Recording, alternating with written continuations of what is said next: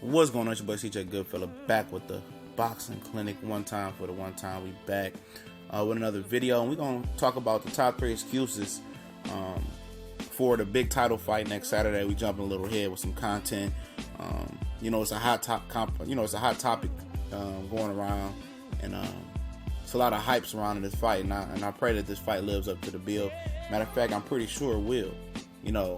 Barring anything funny happening, like Kermit Cintron and Paul Williams fight or some shit of that nature.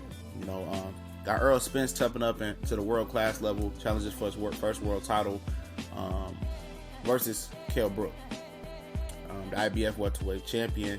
And you're going to hear a lot of excuses after this fight, whoever loses. And let's talk about the top 3 excuses. Let's jump in there for Errol Spence Truth. One of the excuses is going to be like he had to go over there to the UK and challenge for Kell Brook's world title. People are going to talk about that.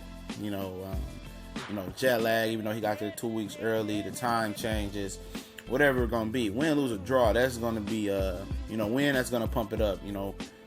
Similar to Tim Bradley going over for fight Junior Wilder and checking his belt, that he had the confidence, and Terrence Crawford, Ricky Burnswell, he had the confidence to go over there, knowing and believing in his ability to take his belt.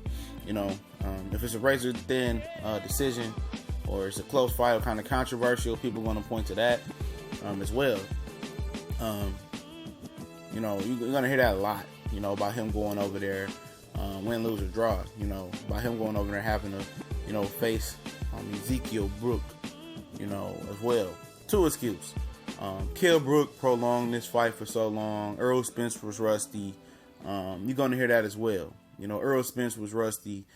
Kell Brook ducked and dodged and asked for extensions to try to, fight every other person except for Errol Spence. Errol Spence was rusty. He hadn't fought since the Olympics, I believe, against Leonard Bundini. And, you're going to hear that a lot. You know what I mean? For sure, you're going to hear that one a lot. I understand that it was a long layoff, and you got to understand that, he did have a tough fight with Golovkin and Kell Brook. But I'm pretty sure Errol Spence is one of those guys that stay ready and all that. And the number one excuse is going to be that, if it's a goes to decision and he gets robbed, that it was a robbery. You're going to hear that. No matter if it's a, if it's a, 1 to 3 point, spread. It's one of those fights like Danny Jacobs and Triple G, where people really don't know how to score the damn fight, and everybody scores it for the aggressor, but it has to be effective aggression. Ring generalship is just not coming forward, eating punches and giving as good as you get. And that's what Errol Spence is going to do. He's going to try to come forward and kind of rush Kell Brook. Ring generalship is don't tame your opponent, controlling the distance, fighting your fight, imposing your will on the fighter. And imposing your will doesn't mean you have to be aggressive. It means, he's fighting your style. Even if you're the matador, he's the bull, you're hitting clean punches. And if the scoring is, all over and these guys don't know how to score, it's going to be a controversial decision in most people's eyes. No matter if by the Queensberry, rules, or however the boxing judging rules, people always got some bullshit to say about the scoring. You know what I mean? And then say, I got to watch it again. No, you ain't got to watch it again, because you're a judge, you only get to watch it once. So I ain't trying to hear that. Now, the top 3 excuses for Kell Brook. He moved up and fought Triple G. He wasn't the same fighter. The eye was bad. That's what you're going to hear. He wasn't physically healed from the eye. Especially if he gets knocked out. And I'm not trying to hear that. All these UK fans or Kell Brook supporters, they just, they believe in that he's ready, and there's no going back on her. Even if he goes in there and takes a right hand, he knocked that off 1 punch. You guys thought he was ready. There's no time to change your opinion right now. You can't change your opinion in the middle of the fight. You think he's ready, he must know he's ready. He took the fight. He's been sparring. He's been talking shit. No time to renege on that. The Triple G, basically the Triple G taking physical damage to Triple G and him not being the same fighter.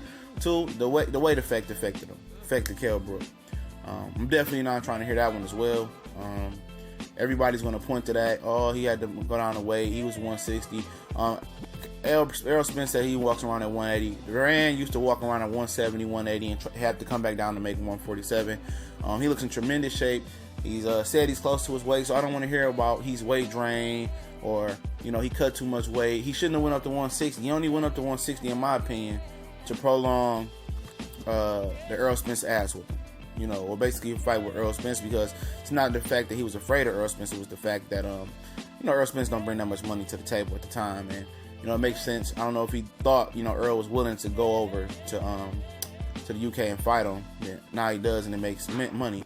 And another one excuse for Ezekiel Elliott, Kell Brook will probably be the Triple G physical damage fight.